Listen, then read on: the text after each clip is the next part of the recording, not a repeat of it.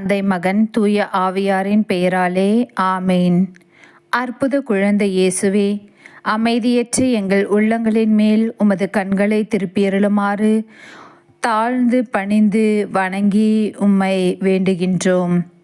இரக்கமே, இனிய இதயம் கனிவோடு எங்கள் ஜெபத்தை ஏற்று உருக்கமாக நாங்கள் வேண்டும் இந்த வரத்தை அள்ளி தரும்படியாக பணிவோடு உம்மை இறைஞ்சி வேண்டுகின்றோம்.